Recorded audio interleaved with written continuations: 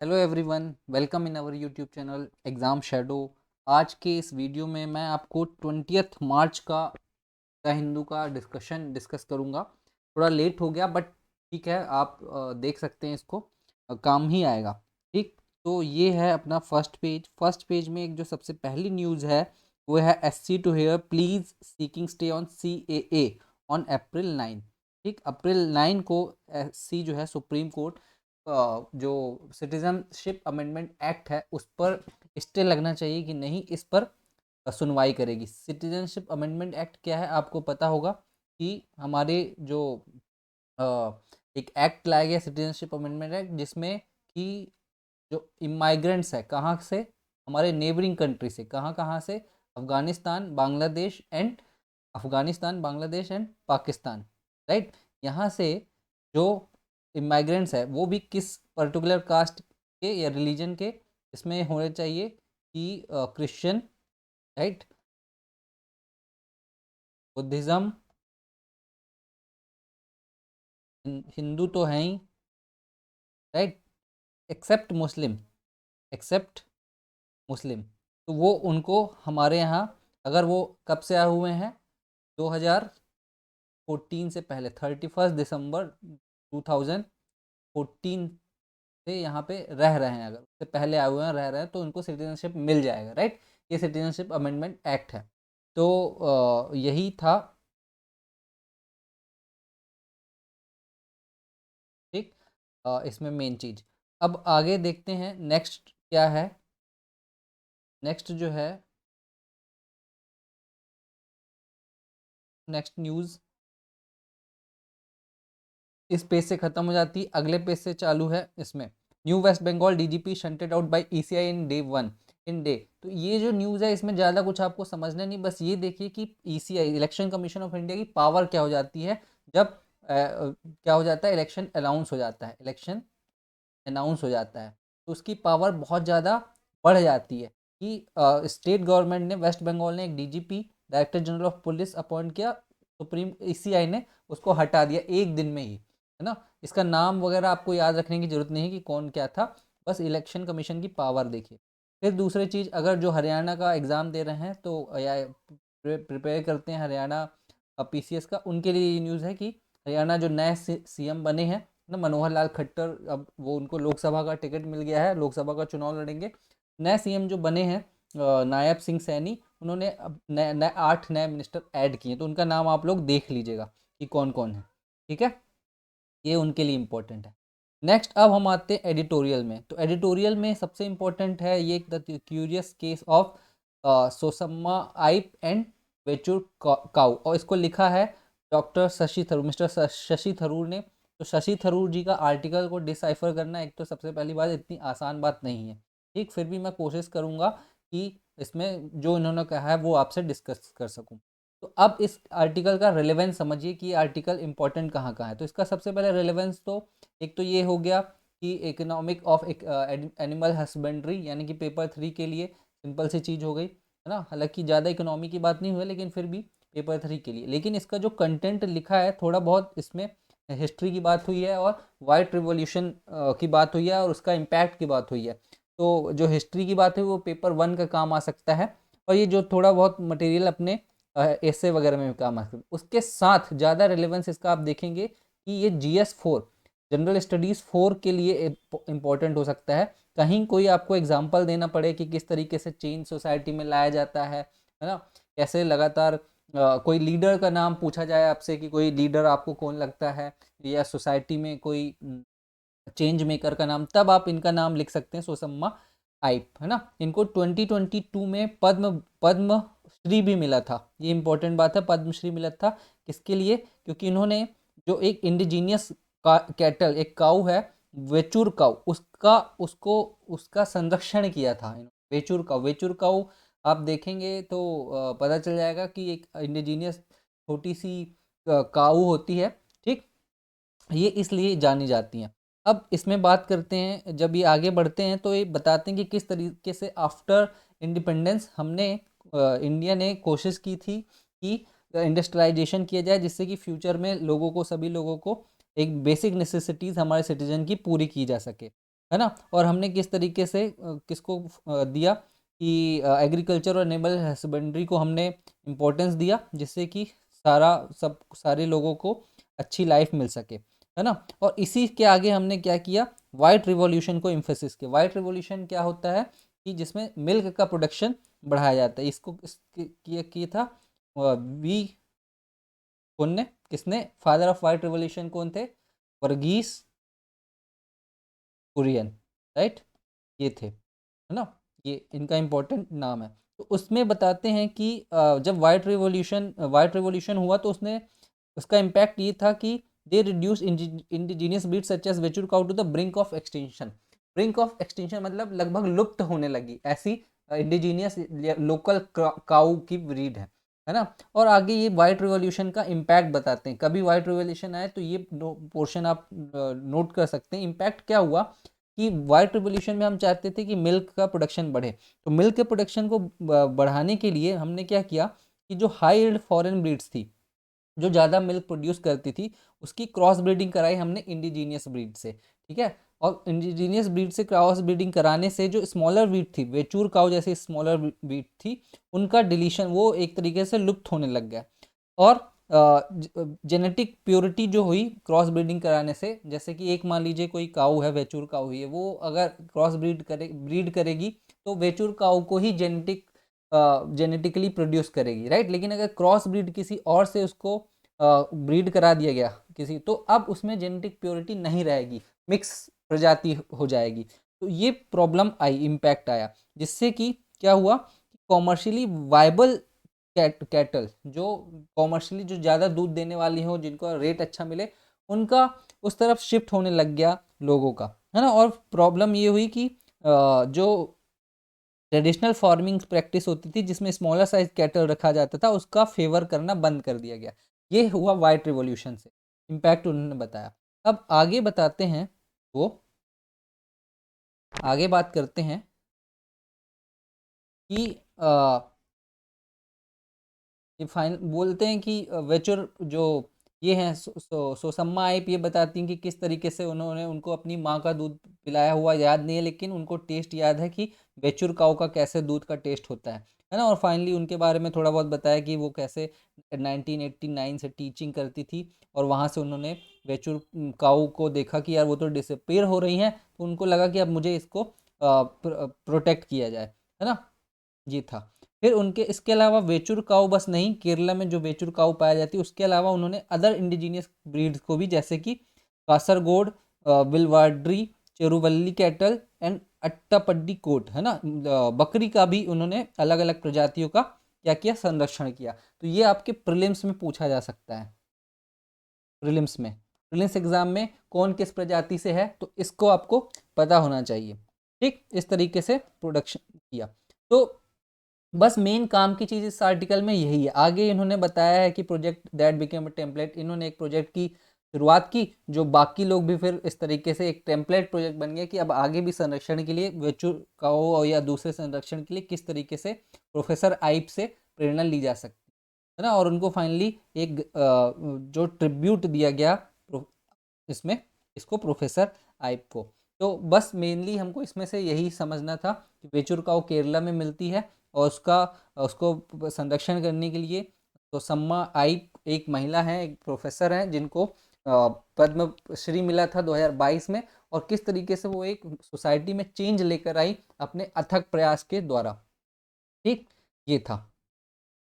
Next article है ties that epitomise India's neighbourhood first policy. तो इसमें भूटान के रिलेशन, इंडिया भूटान के रिलेशन की बात हुई है। कौन सा, इंडिया एंड भूटान, ठीक है। और ऐसा टाइज है जो बताता है कि हमारी नेबरहुड पॉलिसी किस तरीके से आ, हम उसको प्रायोरिटी देते हैं, एपिटमाइज करते हैं, है ना। इस आर्टिकल को देखिए, कुछ दिन पहले हमको आपको पता है कि जो भूटानीज प्राइम मिनिस्टर है मिस्टर टोगबे, वो इंडिया आए हुए थे, और अब हमारे प्राइम मिनिस्टर मिस्टर मोदी वो भी भूटान जाने वाले हैं। उसमें एक आर्टिकल आया था गेलिफू प्रोजेक्ट के बारे में, गेलिफू प्रोजेक्ट, है ना, गेलिफू प्रोजेक्ट। इसी के गेलिफू प्रोजेक्ट के बारे में और थोड़ा और दूसरे बारे में इस आर्टिकल में डिस्कशन हुआ है। तो देखिए सबसे पहले तो इंट्रोडक्शन में ये कंपेयर करते हैं इंडिया और भूटान को, कि देखिए इंडिया भूटान का जो एरिया है सिर्फ 38,394 स्क्वायर किलोमीटर है, जबकि इंडिया का 3.28 मिलियन स्क्वायर किलोमीटर, और भूटान की पॉपुलेशन सिर्फ 7.7 लाख है, इंडिया की 140 करोड़। दोनों के बीच में इतनी डिससिमिलरिटी, एक इतना छोटा और एक इतना बड़ा होने के बाद भी किस तरीके से दोनों के बीच में ट्रस्ट डेवलप हुआ है, दोनों एक दूसरे पर ट्रस्ट किए हैं, और ये दिखाया है कि इंटरनेशनल रिलेशन में साइज इंपॉर्टेंस नहीं रखता, है ना। ये बात ये लोग कर रहे हैं। और फिर बात हो जाती है गैलीफुर प्रोजेक्ट की। तो गैलीफुर प्रोजेक्ट मैंने आपको बताया था, लोकेशन अगर याद हो, लास्ट अगर आपने देखा होगा, तो वो हमारे जैसे अगर ये भूटान, ये इंडिया है, ये अगर भूटान है ना, तो लगभग बॉर्डर में है, यहाँ पे है गैलीफू। दूसरा कलर चूज कर, ये यहाँ पे गैलीफू है, जो यहाँ असम बॉर्डर से मिल रहा है, असम, इमेज में भी दिखा दूंगा, असम से मिल रहा है। तो ये था गैलीफू प्रोजेक्ट के बारे में बात हुई थी, ठीक। अब जो भूटान है वो गैलीफू को एक माइंडफुलनेस सिटी की तरह डेवलप करना चाहता है।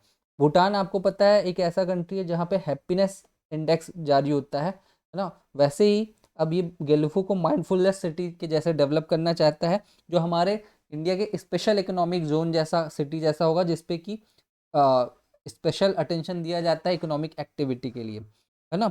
और उसमें गैलीफू प्रोजेक्ट की खासियत ये है कि उसमें वो चाहते हैं कि वो sustainability, well being and environmental concern को बढ़ावा दिया जाए, है ना। और इसको एक carbon carbon negative city, negative country Bhutan को बनाया जाए, जहाँ से कोई कार्बन का उत्सर्जन नहीं होता है, सस्टेनेबल एनवायरनमेंट फ्रेंडली। जैसे लास्ट आर्टिकल में बताया था कि वो गैलीफू में चाहते हैं कि सर्विस सेक्टर डेवलप हो, है ना, सर्विस सेक्टर, मैन्युफैक्चरिंग या प्रोडक्शन ना हो जिससे कि कार्बन का उत्सर्जन हो। सर्विस सेक्टर में मतलब आईटी हो गया, हेल्थ केयर हो गया, है ना, एजुकेशन हो गया, ये सब डेवलप करना चाहते हैं।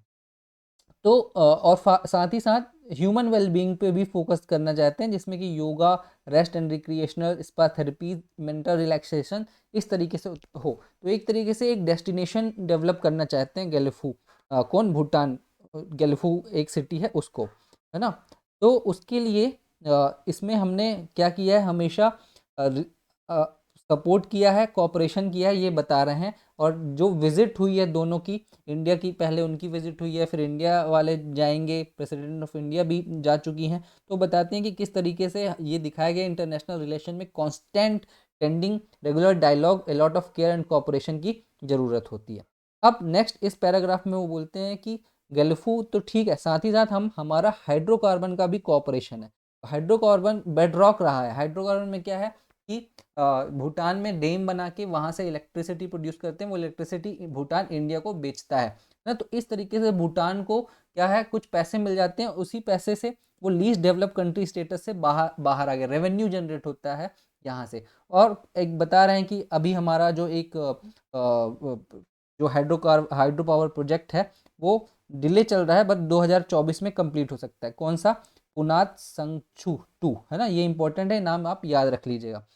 तो हाइड्रोकार्बन हमारी, हम दोनों के रिलेशनशिप में इंपॉर्टेंट रोल रखता है हाइड्रोकार्बन प्रोडक्शन, हाइड्रो इलेक्ट्रिसिटी वगैरह प्रोडक्शन।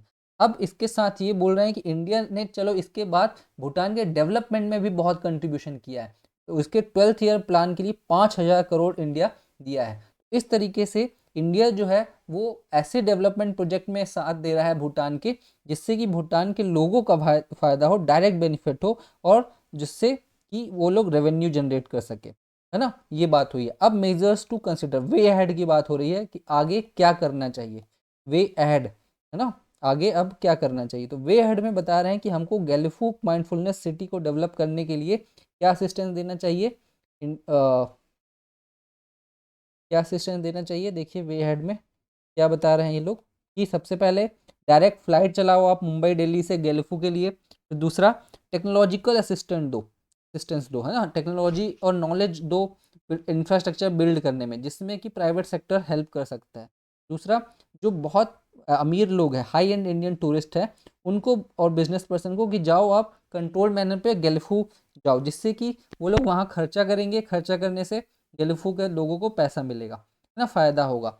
और encourage Indian businessman to set up shop in the city, Indian businessman को वहाँ पे शॉप सेटअप करने को बोलो, जिससे कि टैक्स वगैरह देंगे भूटान को, तो भूटान को फ़ायदा होगा। और अगर ये सब होता है तो हमारा जो गेलफू है वो वेस्ट बंगाल और असम के पास है, तो इससे इसका जो पॉजिटिव स्पिल ओवर है सोशियो इकोनॉमिक डेवलपमेंट, वो हमारे इन सिटीज़ में भी आएगा, तो इंडिया भी इवेंचुअली बेनिफिट होंगी। तो ये पूरा आर्टिकल इस चीज़ को बता रहा है, मेनली गेलफू माइंडफुलनेस सिटी के बारे में, किस तरीके से गेलफू को बढ़ाने के लिए इंडिया हेल्प कर सकता है। हालांकि लास्ट जो आर्टिकल आया था उसमें अगर आपको याद होगा तो गेलफू को डेवलप करने में क्या चैलेंजेस आते हैं ये हमको बताया गया था। चैलेंजेस में क्या बताया गया था कि ज्योग्राफी है उसकी, है ना, जहाँ पे बहुत बारिश होती है। दूसरा क्या है कि एक्टिविटीज़ इन अवर नॉर्थ ईस्ट एरिया, वहाँ पे इंसर्जेंट एक्टिविटी होती रहती है ना। फिर चाइना का दबाव हो गया, प्रेशर फ्रॉम चाइना। तो ये 3-4 हमको क्या बताए गए थे, चैलेंजेस बताए गए थे। तो दोनों देखिए, आप न्यूज़पेपर पढ़ने का ये फ़ायदा होता है कि एक आर्टिकल में चैलेंजेस पता चल गए, इसमें अपॉर्चुनिटीज़ पता चल गई, वे हेड पता चल गया, अब कभी पूछा जाएगा तो आप इसको कंप्लीट लिख सकते हैं। ठीक है, तो ये हो गया। अब आगे बढ़ते हैं, इसमें एक आर्टिकल है इलेक्शन वाला, सिलेक्शन एंड इलेक्शन। तो बेसिकली जो 2 इलेक्शन कमिश्नर अपॉइंट हुए हैं, कौन कौन से, एक ज्ञानेश कुमार, दूसरा मिस्टर संधू, है ना। तो इन दोनों को जो सिलेक्ट करने के लिए एक आर्टिकल 324 में रूल मतलब एक्ट बनाने को बोला गया था।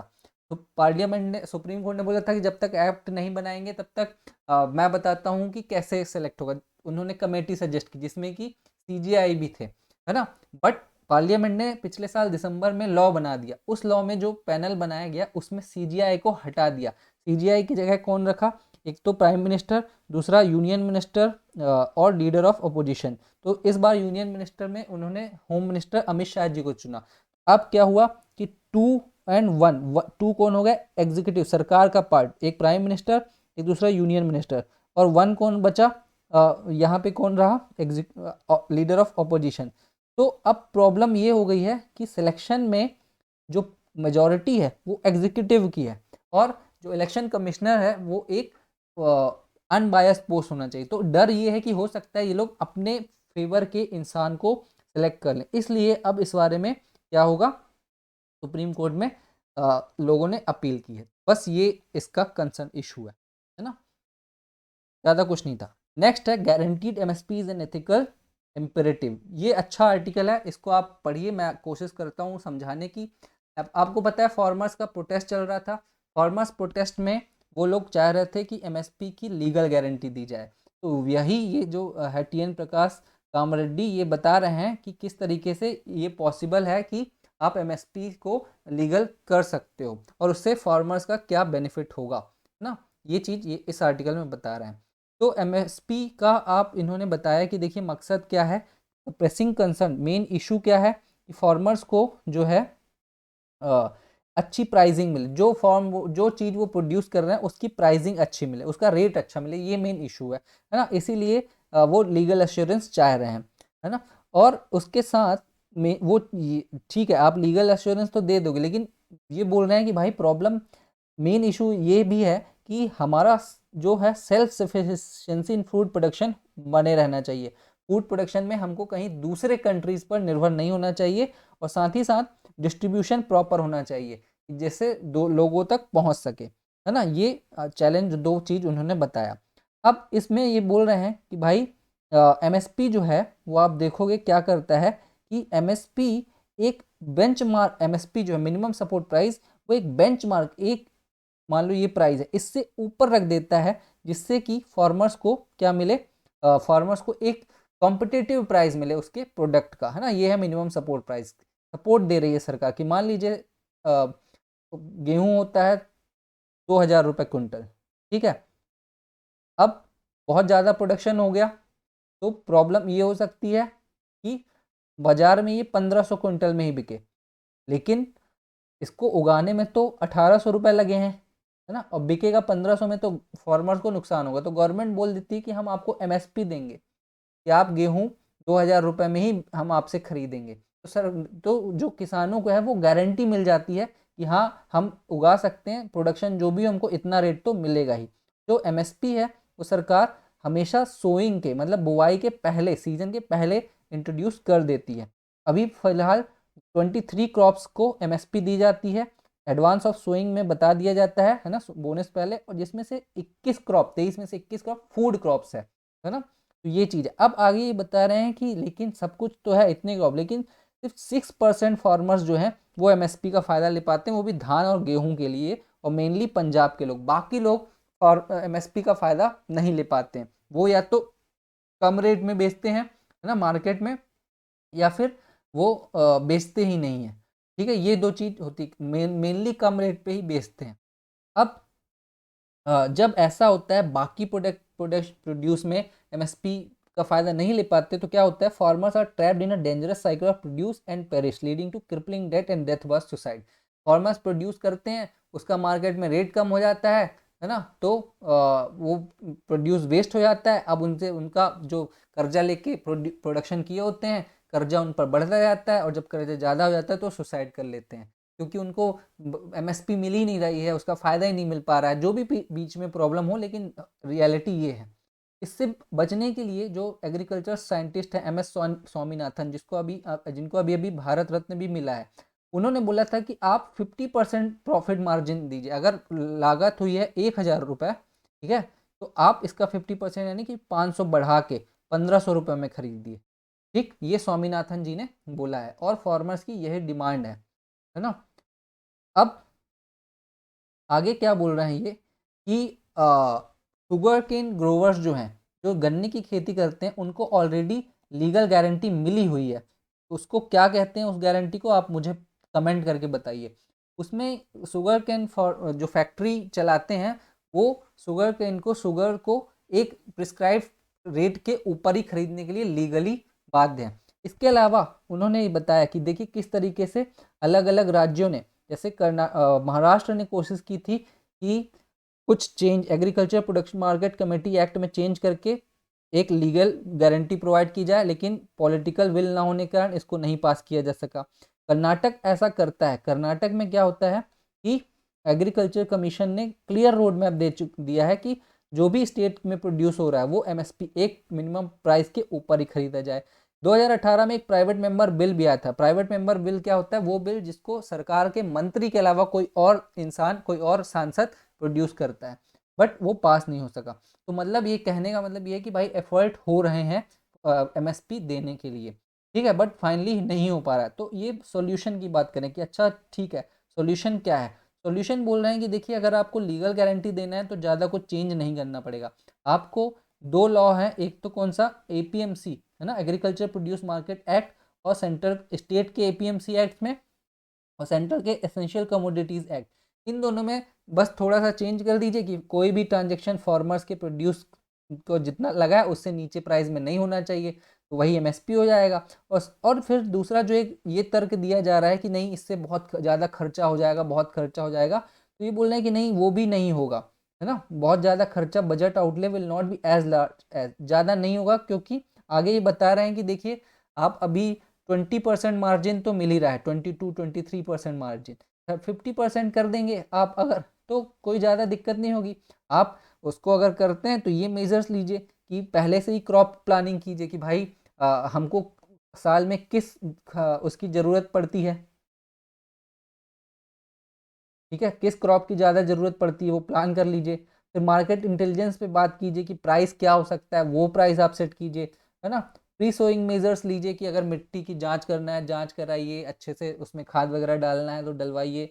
और पोस्ट हार्वेस्ट इंफ्रास्ट्रक्चर डेवलप कीजिए, जब हार्वेस्ट हो जाए, फसल की जुताई बुआई कटाई हो जाए, उसके बाद आप देखिए कि किस तरीके से उसको एफिशिएंट स्टोरेज करें, कैसे फार्मर से लेकर ट्रांसपोर्ट करके मंडियों तक पहुंचाया जाए, और उसको प्रोसेस करके उसकी कमोडिटीज़ वगैरह बना के फाइनली बाजार में बेचा जाए, जिससे कि आप जितने में खरीदें, अगर मान लीजिए 2,000 में खरीद रहे हैं तो उसको 2,500 में आप बेच दीजिए, तो आपको कोई प्रॉब्लम ही नहीं होगी, आप खुद प्रॉफिट लेके बेच रहे हैं, है ना। तो वो ये चीज़ कह रहे हैं।